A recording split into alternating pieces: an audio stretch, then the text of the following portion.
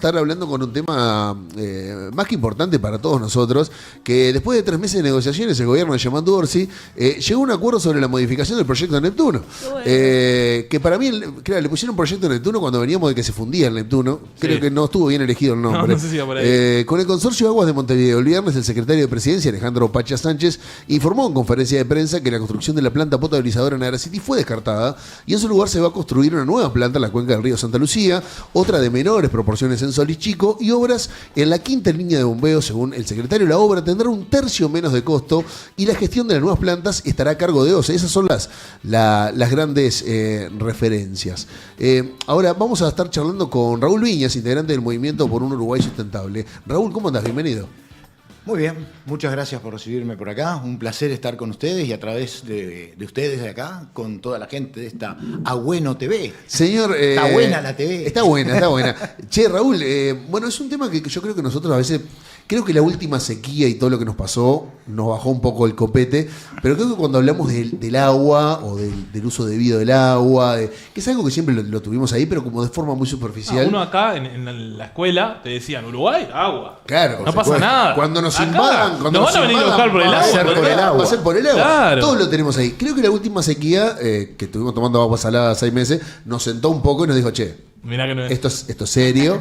Creo que la gente se empezó a informar un poco más, pero cuando hablamos del agua, ¿de qué hablamos? O sea, el problema del agua. Porque si hablábamos del agua empezábamos a hablar de la molécula, el hidrógeno, el oxígeno. Ok. El problema del agua es que el agua puede ser abundante. Nuestro planeta tiene gigantescas cantidades de agua, mucho más de lo que precisamos, pero solamente una pequeña porción es aceptable para nosotros. Los peces sobreviven muy bien en el agua salada, nosotros no. Entonces el agua dulce es algo que no es tan común. Nuestro país, de cuando estábamos en la escuela, todos veíamos que está regado por una red de ríos y arroyos. Prácticamente no hay predio rural de tamaño mediano a grande que no tenga una aguada permanente. Es algo que es común en el Uruguay. Hace poco más de 30 años yo salía mucho al interior y no se me ocurría, por ejemplo, llevar una botella con agua. Sacábamos agua de cualquier arroyo. A veces la hervíamos, sí, y si no nos preparábamos el mate a partir de ahí, una calderita, un pequeño quemador, y andábamos por todos lados.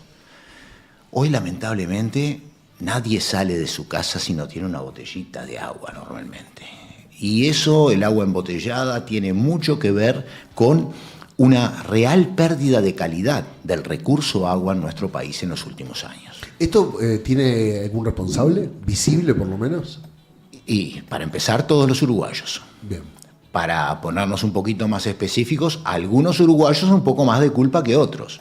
O sea, tenemos un gran cambio en el sistema productivo agropecuario que generó el uso de muchas sustancias químicas que terminan en el agua y que cambian su composición, cambian su calidad.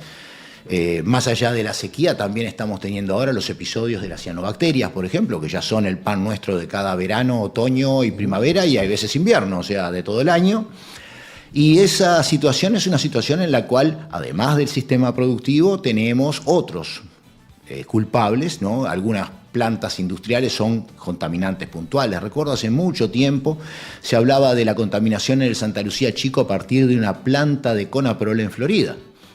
Hoy hablamos también, por ejemplo, de las plantas de celulosa. Entonces tenemos ahí fuentes de contaminación que son puntuales, continuas y muy importantes. Ahora te voy a hacer un planteo que creo que mucha gente lo debe pensar. Estas empresas que modifican un recurso tan valioso como el agua, que lo hacen más peligroso para el consumo humano, muchas veces están reguladas, está bien, tienen multas en caso de que provoquen alguna... ¿Pero se arregla con plata esto? No, de ninguna manera. O sea, en primer lugar, nuestro sistema de multas es un sistema de multas muy suave. Si le aplicáramos a las empresas... O sea, las pagan tranqui. O sea, claro, no les mueve la aguja. No les mueve la aguja. Si les aplicáramos el tipo de multa que te ponen a vos cuando te pasás por un exceso de velocidad en esa relación, ahí puede ser que tuvieran algo que hacer. Pero lo cierto es que hoy para las empresas, muchas veces pagar una multa es simplemente legalizar la contaminación que hicieron. Y la multa además no arregla el daño.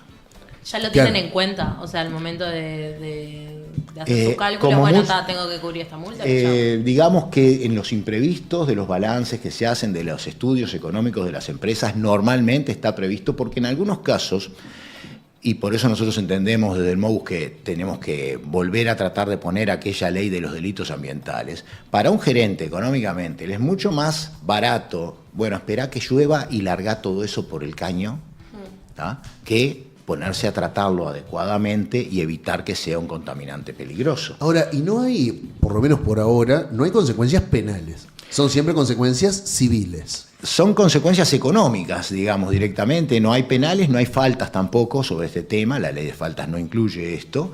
Y ese es un vacío legal que tenemos que llenar en este país si queremos tener una herramienta verdaderamente coercitiva. Porque nos perjudica a todos. Pero por supuesto, o sea, la contaminación del agua es una de las razones por las cuales además se encarece la potabilización. Y se hace más peligrosa el agua potable, lo cual en el imaginario de los ciudadanos lleva a que tomemos agua embotellada. Que el agua embotellada también tiene sus problemas.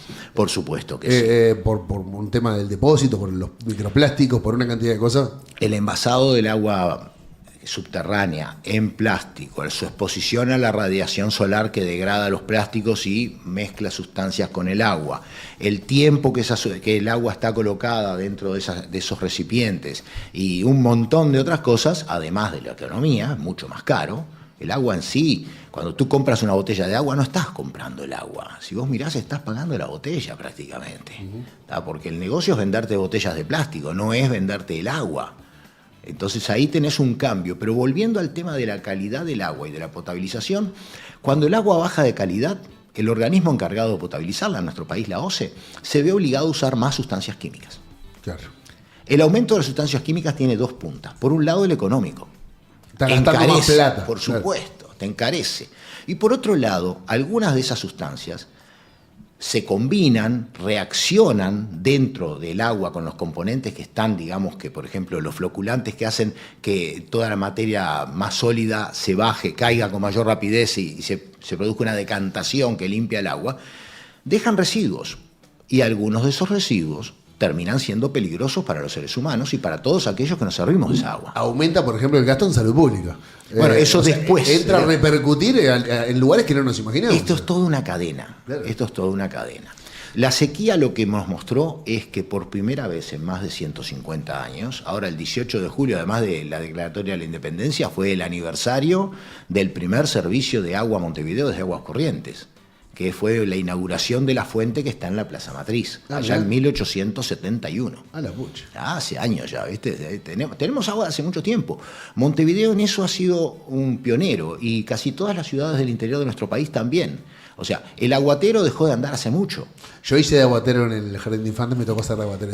Agua fresquita para las chicas bonitas, decía. Agua fresquita traigo del río, si a sus plantitas quiere regar. Con dos baldecitos, me dieron posición dos baldecitos con una cabecita, me encantó.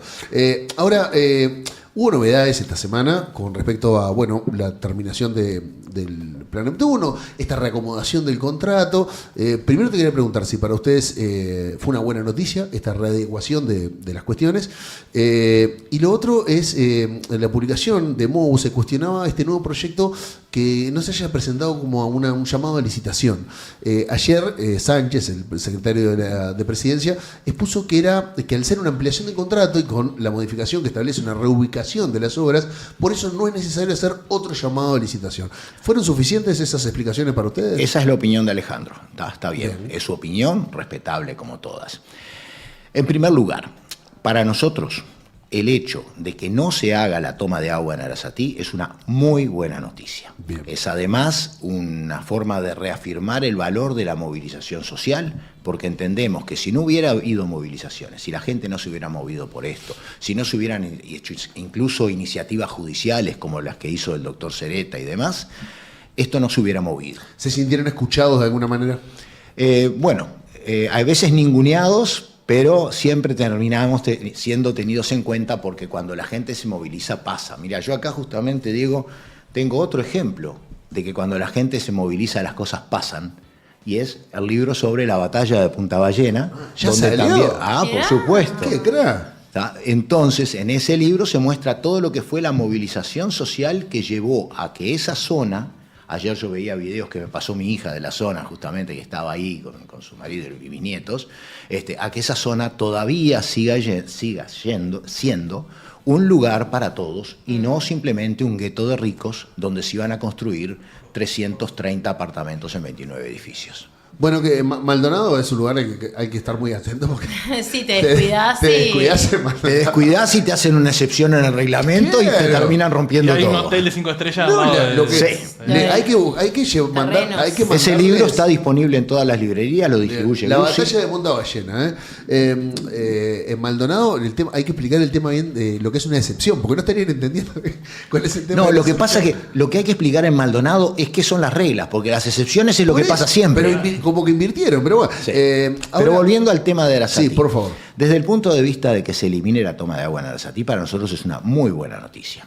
Es una muy buena noticia porque más allá de algunos comentarios que escuché hace un rato, por ejemplo, del ex subsecretario del Ministerio de Ambiente, el doctor Amarilla y demás, ningún estudio, salvo los que pagó la empresa, decían que ese era el lugar adecuado para sacar el agua. Toda la academia estaba en contra de eso y la experiencia de la gente en relación al agua de la zona también. No solo por el tema muy complicado de la salinidad, no estaba previsto desalinizar el agua y entonces la planta no iba a funcionar durante todo el año, iba a tener periodos que en algunos casos llegaron a ser de casi 90 días en los cuales no podía andar, y ello llevó al otro problema, que era que entonces hagamos una reserva de agua, o sea, poner agua del Río de la Plata sobre el territorio continental a menos de 10-15 metros del acuífero subterráneo, contaminando el acuífero. Todo eso nos llevaba a nosotros, además del costo gigantesco. Para eso que eran decisiones políticas, porque si vos me decís, che, no estamos escuchando a la academia, no escuchamos a los especialistas, ¿y vos qué sabés de agua? O sea, lo que tomás la ¿Fue en el decisión. apuro de la Claro, sequía? o sea, o... No, mira. Porque uno desde afuera lo siente como poner parches y salir en el momento bueno, ese. algo de eso hay, pero en realidad yo no tengo conocimiento de lo que dijo el doctor Lacalle de que sabía de ese proyecto del año 2000. Sí sé que el proyecto se presentó en octubre del 2020 al gobierno, o sea, al gobierno del doctor Lacalle. El doctor Lacalle lo anunció en el Parlamento el 1 de marzo del 21. Ahí se dijo que el costo iba a ser 200 millones. No se habló del polder, era solamente una toma, una nueva potabilizadora en una fuente infinita que sabemos que no existe, ¿tá? Para obtener el agua. Y de ahí se siguió, bueno, llegó la sequía y se potenció esto y se terminó firmando el contrato del cual hablaba también Alejandro Sánchez ayer. Ese contrato, un contrato que verdaderamente es un contrato que es nulo. ¿Por qué es nulo? Es inconstitucional, eso es lo que sostienen muchos. Bueno, sí, o sea, inconstitucional, un contrato no está previsto en nuestro ordenamiento legal. Nosotros tenemos inconstitucionalidad para leyes o reglamentaciones departamentales con fuerza de leyes y esas las toca la Suprema Corte de Justicia. Pero sí, el Código Civil dice que cualquier contrato que contenga cláusulas ilegales, una ilegalidad es que sea inconstitucional, por ejemplo. ¿Tá? Que contenga cláusulas ilegales, es declarado nulo. Y al ser nulo no genera efectos, ni para los que firmaron de un lado ni para los que firmaron del otro. O sea, no hay reclamo, no hay tutía. Firmaste una cosa que es ilegal. Pero viste que después siempre nos hacen juicio y nos terminan ganando por todo. Bueno, pero en este caso directamente no tenían para ganar por ningún lado. O sea, el contrato No era estaba para... ese riesgo, digamos. Desde nuestro punto de vista y con nuestros asesores legales, no estaba el riesgo ninguno de esos. Algunos de nuestros asesores son grado 5 de Derecho Constitucional, o sea, vamos firmes, ¿no? No estaba el riesgo y nosotros le planteamos en su momento a Alejandro Sánchez, a Ortuño y a Ferrer en una reunión que el camino tenía que ser ese, declarar nulo el contrato. Declarando nulo el contrato, el gobierno quedaba con manos libres para hacer lo que fuera que quisiera hacer, siguiendo las normas legales que tenemos en nuestro país. ¿Y esto que se va a hacer ahora, a ustedes qué les parece? Bueno, ahí es donde tenemos algunos reparos. Como yo te decía, no hacerlo en Arasatí, aplaudimos. Bien. Todo bien. Ahora, que estas obras, que no son la iniciativa privada que dio origen a Arasatí. Arasatí entendamos que nació por la Ley de Iniciativas Privadas, una ley del año 2002, 17.775, que ya a esta altura debiera estar derogada, porque las condiciones especiales para reactivar la industria de la construcción del año 2002 no son las de ahora. Claro. Mirá a tu alrededor, acá nomás en la zona, y vas a ver la cantidad de edificios que andan en la vuelta y toda la construcción cómo se mueve. O sea, no es esa misma condición. Esa ley además ha sido muy mal utilizada para bypassear todos los controles que tiene la ley de las PPP, de la participación pública-privada. Se terminan haciendo obras que serían de participación público-privada, sin los controles de la ley, y por otra parte con un sistema de financiamiento que tampoco se está cambiando ahora, y ese es otro punto que nosotros entendemos que está mal. Bueno, hay varias que vienen así, la ley de vivienda promovida, o sea, hay varias que vienen... No, pero en la ley de vivienda promovida vos tenés la inversión del privado que después recupera la plata con la venta al público y entra en un mercado. Es verdad. Acá lo que tenés es, vos contratás con el Estado una obra de, por ejemplo, Neptuno, 294 millones de dólares, contratás una obra de 294 millones de dólares, y el Estado te dice, bueno, pero vos me la financiás entonces. Ah, sí, te la financio. Si yo financio hoy en un banco de plaza, y pueden entrar en los simuladores de crédito de los bancos de plaza en la web, si yo financio un crédito de 300 millones, no digo dólares, pero pongo 300 millones ahí, cuando lo pago después, pago 500 y algo. Por lo menos. O sea, no llego a pagar el doble. No llego a pagar el doble. Acá se hizo un contrato y se puso a esta obra a ese precio de 294, se lo puso en unidades indexadas, con lo cual la inflación ya está ubicada, ya tiene un interés inflacionario para que la cuota no pierda valor. Se la puso en dólares, lo cual trae también un problema en cuanto a saber qué exactamente va a pasar, ¿no? Una inseguridad. Y terminamos con un monto reservado por la resolución 1042 del año 23 de la OCE, firmada por el ingeniero Montero y la escribana Montaner, una reserva presupuestal, que la OCE no tiene medios para hacerla, que llega casi a 1.000 millones de dólares, para pagar una obra de 294. El peor negocio que tuve. Bueno. A mí me han cagado con préstamos, pero... No, sí. Pero, Diego, gente, yo le ofrecí al ingeniero Montaner que si él quiere, yo le hago un préstamo en las mismas condiciones para su casa. Claro.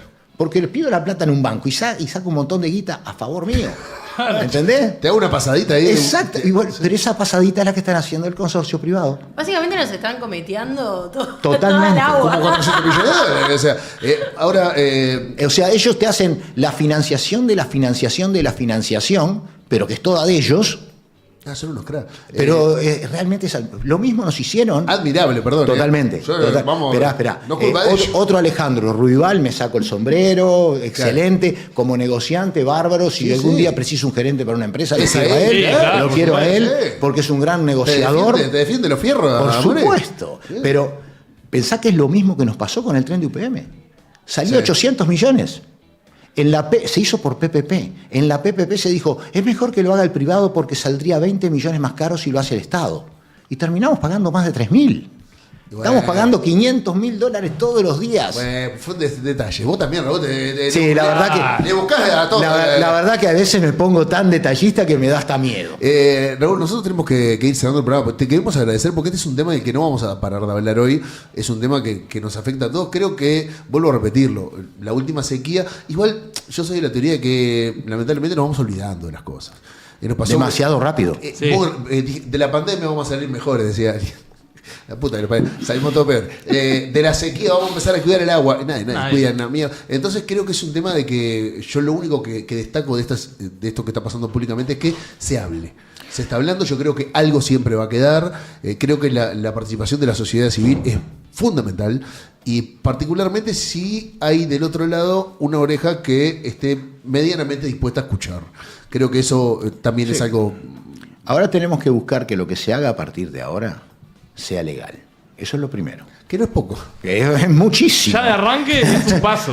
Es lograr que lo que se haga sea legal, porque no podemos jugar con las leyes y los reglamentos de nuestro país. Nuestro país tiene un prestigio ganado por la seguridad jurídica, el respeto de las leyes, y esto que se planteó, así como se dijo hasta ahora, de que, bueno, no, pero lo que dijo Alejandro, le ampliamos el contrato, no es así. No es una ampliación del contrato.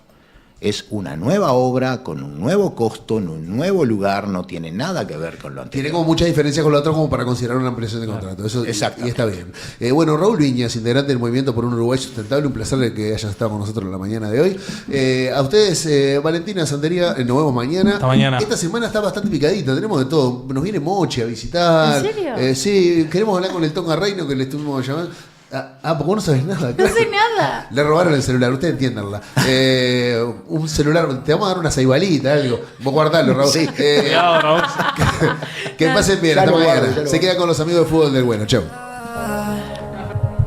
Vuelvo a caer en manos de ella. Siempre gana por naturaleza. Piensas que tú y yo nos vamos a ver, pero no te quiero ver. Ya son 3 inviernos, yo pensando